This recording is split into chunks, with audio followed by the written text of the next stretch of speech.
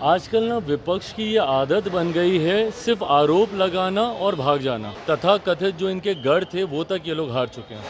बेलागंज की सीट ये लोग हार चुके हैं, तरारी की सीट ये लोग हार चुके हैं। तो ये दर्शाता है कि आगामी विधानसभा चुनाव में विपक्ष अपना खाता भी खोल लेना तो ये बड़ी बात होगी।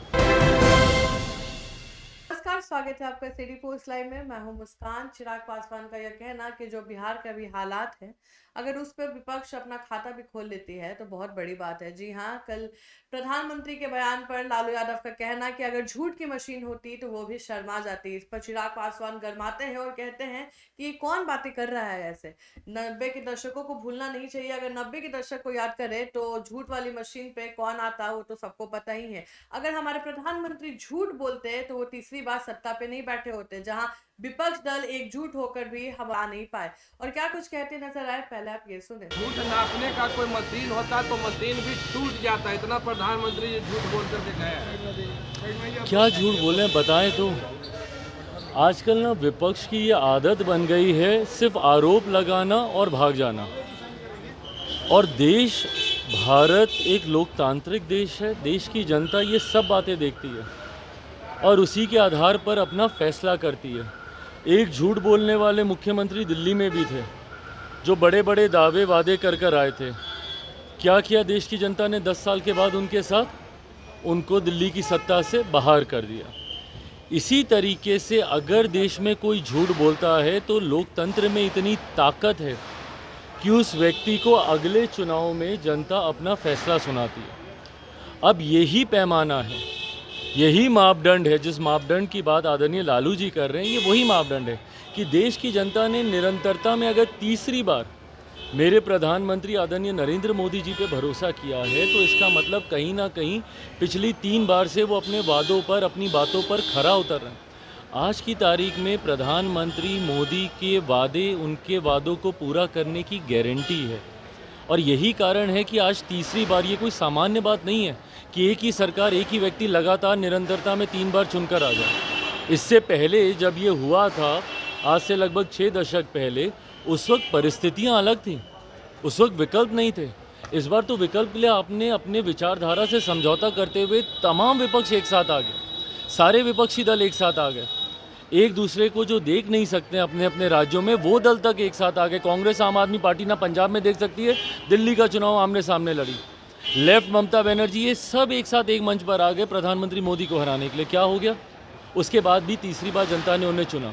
तो जब आदरणीय लालू जी ये बात कहते हैं कि अगर झूठ को नापने की कोई मशीन हो, अगर ये मशीन 90 के दशक में होती तो दूध का दूध, पानी का पानी उसी वक्त हो जाता। 90 के दशक में जिस तरीके से बिहार में बर्बाद करने के लिए एक के बाद एक गलत नीतियां लागू की गई, भ्रष्टाचार की हदों को पार किया गया, परिणाम स्वरूप उसके बाद कभी इनका दल अकेले बहुमत में नहीं आ पाया। हमेशा इनको उसके बाद मुख्यमंत्री जी की बैसाखी का सहारा करके इनको सत्ता में आना पड़ा। तो दर्शाता है कि झूठ इन्होंने बोला था, जनता ने इन्हें नकारा है। तीसरी बार मेरे प्रधानमंत्री को प्रधानमंत्री पद देने के बाद जनता ने उनके वादों पर मोहर लगाने का काम किया कि यही व्यक्ति हैं जो अपनी बातों को पूरा कर सकते। स्वागत है, मैं अपनी तरफ से, अपनी पार्टी की तरफ से उनका स्वागत करता हूँ। बिहार वासियों की तरफ से माँ महिम का मैं स्वागत करता हूँ। और मुझे खुशी है इस बात की कि जिस तरीके से बिहार हमारा आज केंद्र बन गया है। कुछ लोग इस बात का सवाल उठाते हैं कि हमारे प्रधानमंत्री बार बार बिहार क्यों आ रहे हैं। भाई, हमारे लिए खुशी की बात है कि जब प्रधानमंत्री, आज 7-8 महीने बीते नहीं लोकसभा चुनाव को, कभी दरभंगा में उनका कार्यक्रम तो कभी जमुई में उनका कार्यक्रम, कल भागलपुर में उनका कार्यक्रम, आज माँ महिम आ रही, पीछे भी उनका कार्यक्रम था यहाँ पर। तो ये दर्शाता है कि किस तरीके से बिहार एक महत्वपूर्ण राज्य है। और विकसित भारत की जब हम लोग कल्पना करते हैं तो उसमें एक विकसित बिहार की एक अहम भूमिका होगी। चिराग जी, नीतीश कुमार को लाडले मुख्यमंत्री बताएं प्रधानमंत्री, पर विपक्ष के नेता कह रहे हैं कि नीतीश कुमार का तबीयत ठीक नहीं है, उनको इलाज करवाना चाहिए। विपक्ष के पास जब कोई मुद्दा बचता नहीं है ना, तो वो व्यक्तिगत आरोप प्रत्यारोप की राजनीति करते हैं। ये गलत है। प्रदेश के मुख्यमंत्री हैं, इस तरीके से उनको लेकर भ्रम फैलाना, इस तरीके से उनके स्वास्थ्य के बारे में झूठी बातें करना आपकी बौखलाहट को दर्शाता है। आप जानते हैं कि विधानसभा का चुनाव आप हार रहे हैं, उपचुनाव में इनको पता चल गया। तथाकथित जो इनके गढ़ थे वो तक ये लोग हार चुके हैं।